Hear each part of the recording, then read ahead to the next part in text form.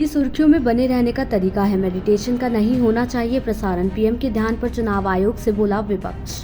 जी हां, लोकसभा चुनाव के अंतिम 7वें चरण का चुनाव प्रचार थमने के बाद प्रधानमंत्री नरेंद्र मोदी अपनी आध्यात्मिक यात्रा के लिए कन्याकुमारी गए, जहां वो विवेकानंद रॉक मेमोरियल में 1 जून तक मेडिटेशन करेंगे। वहीं पीएम के कन्याकुमारी में मेडिटेशन करने की जानकारी सामने आने के बाद से विपक्षी दलों ने सवाल उठाना शुरू कर दिया है। इसी क्रम में सीपीआई-एम तमिलनाडु के सचिव के बालाकृष्णन ने मुख्य चुनाव आयुक्त को पत्र लिखकर कन्याकुमारी में पीएम के ध्यान करने के दौरान होने वाले खबरों के प्रसारण पर रोक लगाने की मांग की है।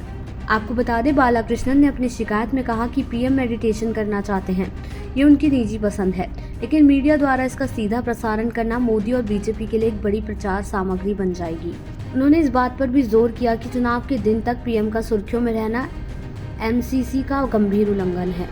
सीपीआई-एम सचिव के अलावा पीएम के 30 मई से 1 जून की शाम तक मेडिटेशन करने पर आपत्ति जताते हुए कांग्रेस प्रतिनिधिमंडल ने निर्वाचन आयोग से मुलाकात की। इस बारे में जानकारी देते हुए वरिष्ठ अधिवक्ता अभिषेक मनु सिंघवी ने कहा कि हमने चुनाव आयोग से कहा कि 48 घंटे के साइलेंट पीरियड में किसी को भी प्रत्यक्ष या अप्रत्यक्ष रूप से प्रचार करने की अनुमति नहीं दी जानी चाहिए। हमें इस पर कोई आपत्ति नहीं है, कोई भी नेता कुछ भी करे, चाहे वो मौन व्रत रखे या कुछ भी करे, पर साइलेंट पीरियड में ये अप्रत्यक्ष अभियान नहीं होना चाहिए। हमने शिकायत की है कि पीएम मोदी ने घोषणा की है कि वो 30 मई की शाम से 1 जून 7 बजे तक मौन व्रत पर बैठेंगे। यह आदर्श आचार संहिता का उल्लंघन है। ये वो तौर तरीके हैं जिनसे आप मीडिया द्वारा प्रचार कर रहे हैं या खुद को प्रसारित कर रहे हैं। वहीं डीएमके के एलंगोवन ने कहा कि मुझे नहीं पता ये मेडिटेशन क्यों कर रहे हैं। ये घोषणा चुनाव खत्म होने के बाद भी हो सकती थी, लेकिन वो अंतिम चरण में ऐसा इसलिए कर रहे हैं क्योंकि वो चाहते हैं कि लोग सोचें कि वो भगवान के भक्त हैं। वो लोगों को ये दिखाना चाहते हैं कि वो हिंदू हैं, वो भगवान में विश्वास करते हैं, ताकि लोग उन्हें वोट दें। ये लोगों को प्रभावित करने का एक अप्रत्यक्ष तरीका है जो चुनाव आयोग के सभी नियमों के खिलाफ है। वहीं भाजपा पदाधिकारियों ने कहा कि पीएम मोदी द्वारा अपने आध्यात्मिक प्रवास के लिए कन्याकुमारी को चुनने का फैसला देश के लिए विवेकानंद के दृष्टिकोण को साकार करने की उनकी प्रतिबद्धता को दर्शाता है।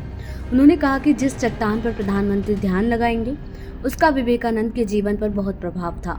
उन्होंने कहा कि विवेकानंद देश भर में घूमने के बाद यहाँ पहुंचे थे, 3 दिनों तक ध्यान लगाया और विकसित भारत का सपना देखा था।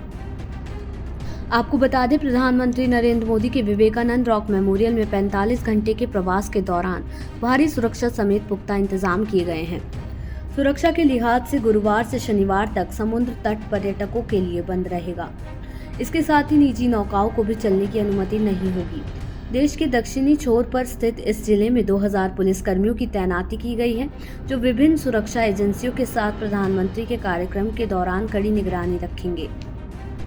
वहीं दूसरी ओर योगी आदित्यनाथ ने पीएम मोदी के समर्थन में कहा कि जिनके मन में भारत के प्रति आस्था का भाव नहीं है, भारत के सनातन मूल्यों और आदर्शों की धज्जियां उड़ाना जिन्होंने अपने जीवन का उद्देश्य समझ लिया था, जिनके कारनामों से जनता ने उन्हें बार बार ठुकराया है, वो लोग मोदी जी के इस ध्यान साधना और राष्ट्र आराधना का मखौल भले ही उड़ा सकते हैं।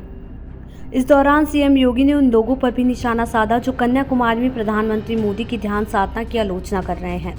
मुख्यमंत्री योगी आदित्यनाथ ने कहा, जो लोग भोग में लिप्त हैं, अनाचार दुराचार में लिप्त हैं, वो लोग आध्यात्मिक आराधना के महत्व को नहीं समझ सकते। आध्यात्मिक आराधना को समझने के लिए भारत और भारत जैसा मन चाहिए। भारत के सनातन मूल्यों और आदर्शों के प्रति निष्ठा का भाव चाहिए। देश दुनिया की ऐसी ही तमाम खबरों के लिए देखते रहें सहारा समय का डिजिटल प्लेटफॉर्म समय डिजिटल।